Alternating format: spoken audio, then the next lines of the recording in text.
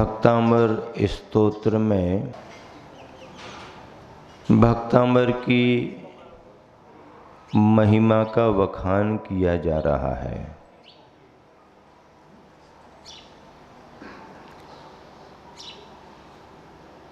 आराधना के रूप में इस स्तोत्र के भावों को आपके सामने रखा जा रहा है। एक ऐसा काव्य, ऐसा स्तोत्र जो भक्ति के भावों को बहुआयाम प्रदान करता है।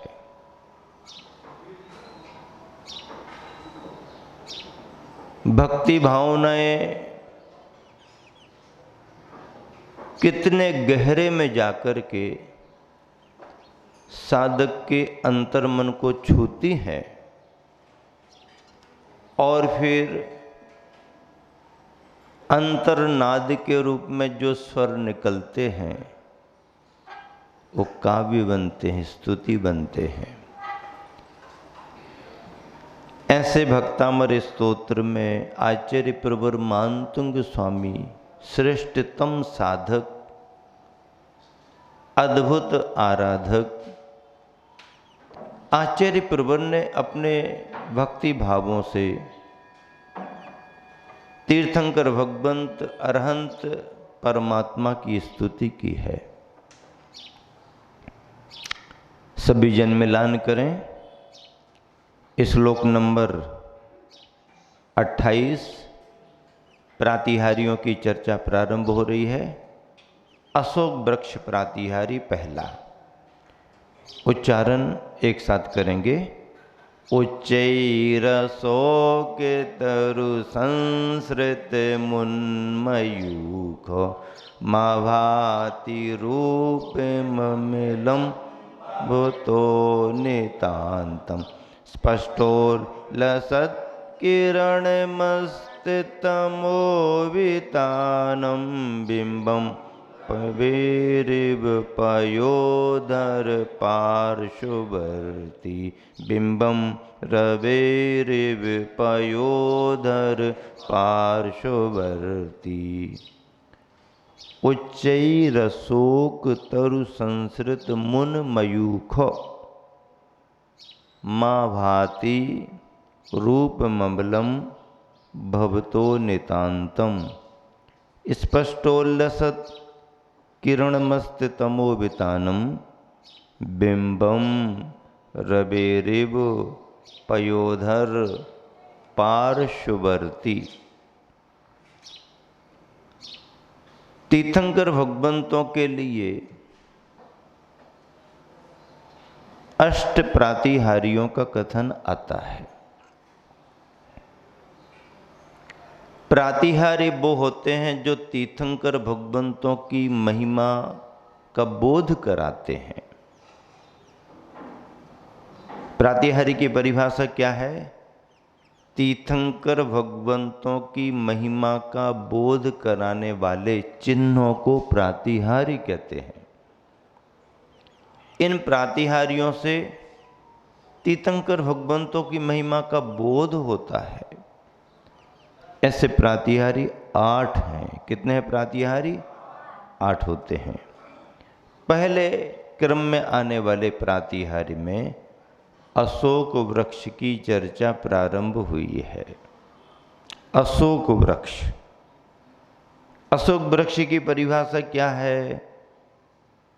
यथार्थ में शास्त्रोक्त नियम के अनुसार तो अशोक वृक्ष उसे कहा जाता है जो जिस वृक्ष के निकट या नीचे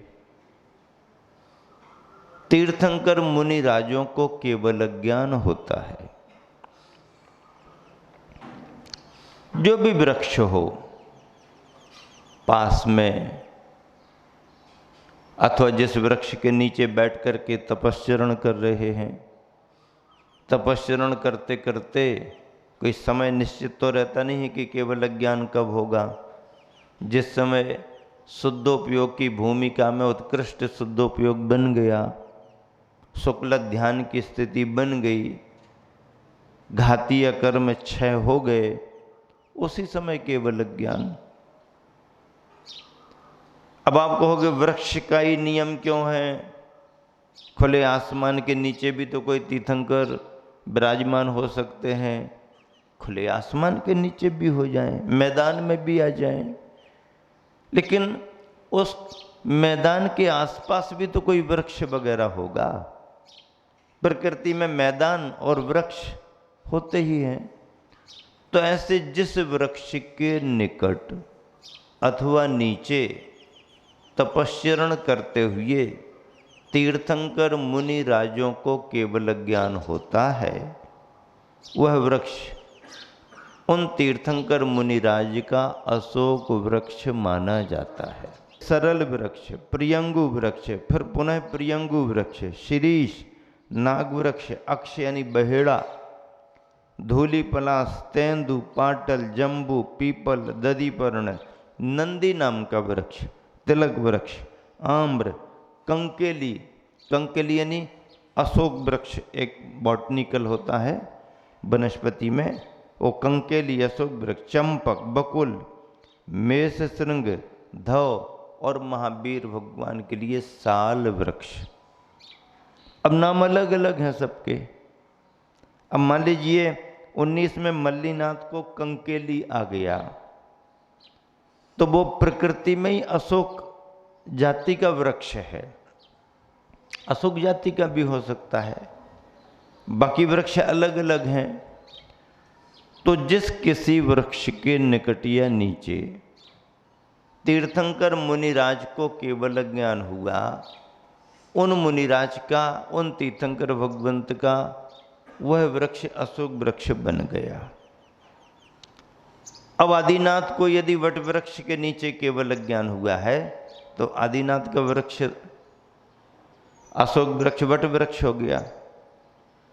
महावीर भगवान को सालमली वृक्ष तो साल वृक्ष हो गया, प्रियंगु किसी को, तेंदु किसी को, ये हो गए। लेकिन दूसरा नियम क्या है? दूसरा नियम ये है कि किसी भी वृक्ष के निकट या नीचे केवल ज्ञान क्यों न हुआ हो, जब समो शरण में अशोक वृक्ष की रचना होगी तो वनस्पति विज्ञान के अनुसार बॉटनिकल जो अशोक प्रजाति का वृक्ष है उसी वृक्ष की रचना समोसरण में होगी। 2400 तीर्थंकरों का वही वृक्ष बनेगा। समोसरण में वनस्पति विज्ञान के अनुसार जंगलों में या आपके घरों बंगलों के यहाँ पर आप जो अशोक वृक्ष लगा लेते हैं, अशोक वृक्ष जानते ना, आजकल लगता है लंबा लंबा ऊंचा ऊंचा, उसकी डालियाँ नीचे को लटकती रहती, पत्तियाँ हरी हरी लंबी लंबी, तो ये अशोक वृक्ष समोसरण में इसी अशोक वृक्ष की रचना होती है। अशोक वृक्ष के रूप में नाम कुछ भी हो, किसी भी वृक्ष का हो, लेकिन रचना एक से ही 2400 तीर्थंकरों की होती है। तो पहला प्रातिहारी अशोक वृक्ष प्रातिहारी, इसका वर्णन पढ़ें, एक एक शब्द का अर्थ लगाएं। उच्च ही अशोक तरु, ऊंचे अशोक वृक्ष के संसृतम नीचे स्थित तथा उन्मयूखम जिसकी किरणें ऊपर को फैल रही हैं, ऐसा भवतः आपका अमलम रूपम उज्ज्वल रूप, अमल रूप स्पष्ट उल्लसत स्पष्ट रूप से शोभायमान है। किरणम किरणें जिसकी ओर अस्त नष्ट कर दिया है, तमोवितानम अंधकार का विस्तार जिसने ऐसे, पयोधर पार्श्ववर्ती मेघ के पास में स्थित, बादलों के पास में स्थित है। कौन? रवे बिंबम यो, रवि से रवे, रवि यानी सूर्य, रवे बिंबम यो सूर्य के बिंब की तरह नितांतम आभाति अत्यंत शोभित होता है। भावार्थ मिलान करें। हे प्रभु, ऊंचे और हरे भरे अशोक वृक्ष के नीचे आपका स्वर्ण सा उज्ज्वल रूप, भगवान की देह का वर्णन चल रहा है। शरीर की सुंदरता क्या है उसकी चर्चा यहाँ पर है। हे प्रभु, ऊंचे और हरे भरे अशोक वृक्ष के नीचे आपका स्वर्ण सा उज्ज्वल रूप। स्वर्ण सा क्यों कहा? स्वर्ण सा चमकने वाला क्यों कहा? इसलिए कि आदिनाथ भगवान की देह का वर्ण स्वर्ण वर्ण था और आदिनाथ भगवान की स्तुति है इसमें। 24 तीर्थंकरों में से 2 गोरे, 2 सांवरे, 2 हरिहर, 2 लाल, 16 कंचन वर्ण बंधु जिन्हें त्रिकाल। 2 गोरे कौन? चंदप्रु पुष्पदंत शुक्ल वर्ण के थे, सफेद सफेद चमकदार, बर्फ जैसे दिख रहा हो ऐसे धवल वर्ण चंदप्रु पुष्पदंत। 2 श्यामल मुनि सुब्रत और नैमिनाथ, श्यामल गहरे नीले कलर के, शरीर का वर्ण गहरा नीला, मुनि सुब्रत नैमिनाथ। पारसनाथ सुपारसनाथ हरित वर्ण, पारसनाथ और सुपारसनाथ हरित वर्ण के थे। हालांकि पारसनाथ भगवान को सांवरिया पारसनाथ भी कहा जाता है, लेकिन शास्त्र में हरित वर्ण आया है, पारसनाथ सुपारसनाथ। पद्मप्रभु और बांसपूज्य मूंगा का कलर, जैसे तालाब में कमल के फूल खिलते, महरूम जैसा कलर, मूंगा का कलर। तो इस कलर के पारसनाथ, इस कलर के पद्मप्रभु और बांसपूज। अब बचे 16 तीर्थंकर, तो 16 तीर्थंकर तपाए गए स्वर्ण के समान वर्ण वाले थे। इसलिए यहाँ पर क्या कहा जा रहा आदिनाथ भगवान की स्तुति में? हे प्रभु, ऊंचे और हरे भरे अशोक वृक्ष के नीचे आपका स्वर्ण सा उज्ज्वल रूप, कैसा? स्वर्ण सा दमकता हुआ उज्ज्वल रूप उसी भांति प्रतीत होता है, मानो बादलों के समीप स्थित सूर्य का मंडल ही हो। काले काले बादल हैं और उसके निकट ही चमकने वाला एकदम चमकता हुआ सूर्य का बिंब। अब उसके निकट सूर्य का बिंब चमक रहा और काले काले बादल, कितना सुहावना दृश्य लगता है। तो जिस समय आदिनाथ भगवान समोसरण में विराजमान हुए और उनके पीछे से अशोक वृक्ष की रचना कुबेर के निर्देशन में समोसरण में हुई, तो अशोक वृक्ष की ऊंचाई भी रही, फैलाव भी रहा, डालियां नीचे को आईं, लंबी लंबी पत्तियां भी रहीं और अशोक वृक्ष की घनी छाया पड़ती है, घनी छाया होती है। तो वह घनी छाया और नीचे तीर्थंकर भगवान विराजमान हैं, तो उनकी उजली उजली स्वर्णवर्णी देह ऐसी प्रतीत होती है, ऐसी प्रतीत होती है जैसे कि मेघों के निकट चमकता हुआ सूर्य का बिंब ही विराजमान हो। इस तरह से अशोक वृक्ष प्रातिहारी का वर्णन यहाँ पर किया गया। इष्ट साधक, व्यापार वर्धक सामर्थ्य इस श्लोक के अंदर है। कोई भव्यात्मा साधक परम निष्ठा के साथ विधि और पद्धति को समझते हुए यदि इस श्लोक की साधना करता है तो उसको इस तरह की सिद्धि हो सकती है कि इष्ट की प्राप्ति उसे होगी, इष्ट साधक और व्यापार वर्धक, व्यापार संबंधी बाधाएं उसकी दूर होंगी, व्यवधान दूर होंगे। ओम ह्रीम अर्हम मरुदचारण क्रिया रिद्धे मरुदचारण क्रिया रिद्धि प्राप्तेभ्यो नमः। मरुदचारण, मरुत का अर्थ क्या होता है? वायु।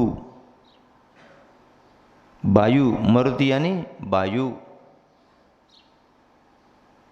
हनुमान का एक नाम मारुति नंदन भी है। क्या नाम है? मारुति नंदन भी है। मारुति नंदन का अर्थ क्या? पवन पुत्र।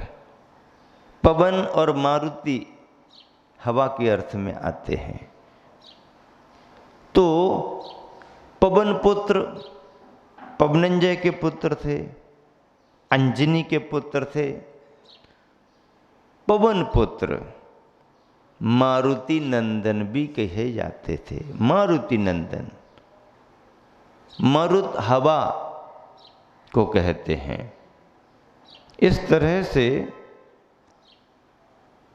रिद्धि मंत्र के रूप में इस श्लोक में उन चारण रिद्धिधारी मुनियों को याद किया गया है जिन रिद्धि संपन्न मुनियों को हवा पर चलने की क्षमता प्राप्त हो जाती है। हवा जिन्हें बाधा नहीं पहुंचा सकती है।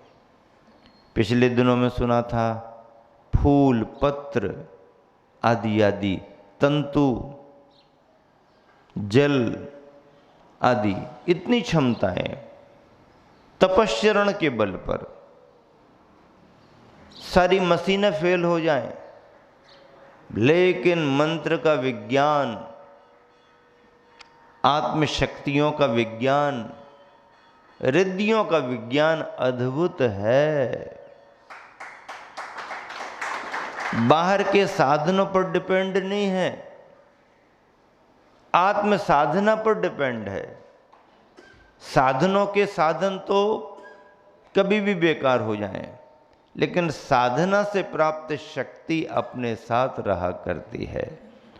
तो वह मुनीश्वर तपश्चरण से जिन्हें ऐसी रिद्धि प्राप्त हुई है कि वह मरुत हवा पर भी चल सकते हैं और हवा को भी कोई बाधा नहीं